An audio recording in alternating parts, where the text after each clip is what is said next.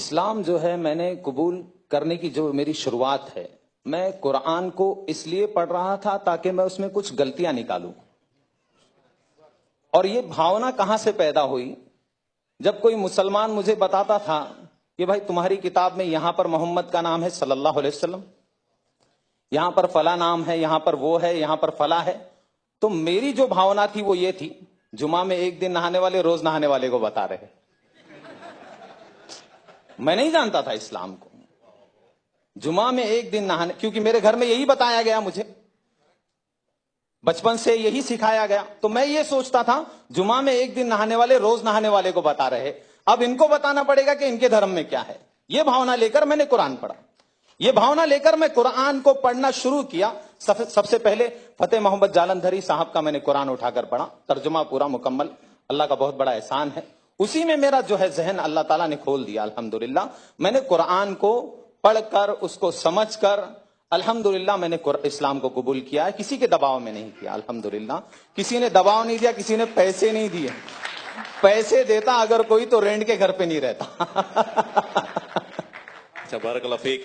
ابھی تو آپ اسلام کے بارے میں بہت ساری چیز جانکاری حاصل کریں. میں آپ سے یہ سوال کر رہا ہوں، آپ بھی کیا ہے، آپ آلریڈی جو ہے لوگوں کو بھی اسلام کے بارے میں آپ جانکاری دے رہے ہیں. تو میرا یہ سوال ہے، کیا اسلام میں جائز ہے لوگوں کو فورس کرنا اور اسلام قبول کروانا؟ ایسا کچھ اسلام میں جائز ہے کیا؟ قرآن کی آیت ہے، اللہ تعالیٰ نے قرآن میں ادھیائے نمبر 2 کے شلوک نمبر 256 میں اللہ نے کہا، لا اکراہ فی الدین، دھرم کے نام پر کوئی زبردستی نہیں ہے. قد تبین الرشد من الغی، میں نے اندھکار اور پرکاش کو واضح کر دیا. اندھکار کیا ہے؟ اندھکار یہ ہے کہ اس سچے پالنہار کو چھوڑ کر کسی انیہ کے سامنے اپنے ماتھے کو ٹیکنا، جس نے اپنی ماں کی کوکھ میں، ہماری ماں کی کوکھ میں ہم سب کا نرمان کیا ہے، اس کو چھوڑ کر اس کی پوجا کرنا جو خود ماں کی کوکھ سے آئے ہے، اس کی پوجا کرنا جو سوریہ کی پوجا جو خود است ہو جاتا ہے، جو خود نکلتا ہے، اس کی پوجا کرنا، یہ اندھکار ہے. پرکاش کیا ہے؟ جس نے اس پرکاش دینے والے سوریہ کی پوجا کی بنایا ہے، اس کی پوجا کی جائے، نہ کہ سورج کی پوجا کی جائے، نہ کہ چاند کی پوجا کی جائے. یہ قرآن کی بہت ساری آیتیں ہیں. قرآن میں بھی ادھیائے نمبر 41 میں بھی پالنہار نے کہا ہے، اللہ تعالیٰ کہتا ہے، سچے پالنہار کہتے ہیں کہ لا تسجدوا للشمس ولا للقمر واسجدوا، نتمستک مت ہونا نہ سورج کے سامنے نہ چندر کے سامنے، بلکہ اس شکتی کے سامنے، اس پالنہار کے سامنے نتمستک ہونا.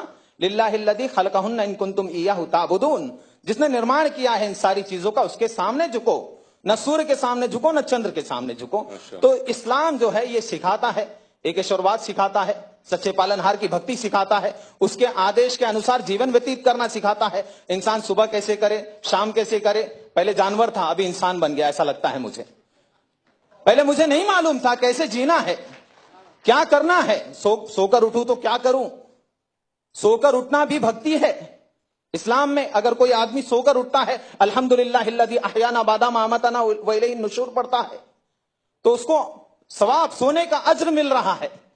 باتھ روم جا رہا ہے، وہاں پر بھی بھکتی کی پریرنا دی گئی ہے، باتھ روم کی پرارتھنا کرنی ہے. نکل رہا ہے تو پرارتھنا کر رہا ہے. سڑک پہ کیسے چلنا، تھوکنا، اللہ اکبر، بڑا ایک ہر عمل کو جو ہے بتایا گیا. تھوکے کیسے انسان، سامنے ایسے نہیں تھوکے، کیوں؟ کسی اور کو تکلیف بھی ہو سکتی ہے. سامنے تھوکے اور اس کو دبا دے، یا پھر الٹی طرف تھوکے، رائٹ طرف نہ تھوکے. تھوکنے کی پریرنا دینے والا اسلام ہے. وہ اسلام، اللہ اکبر، وہ اسلام کبھی بھی کسی کا خون بہانے کی شکشا نہیں دیتا. بارک اللہ فیک.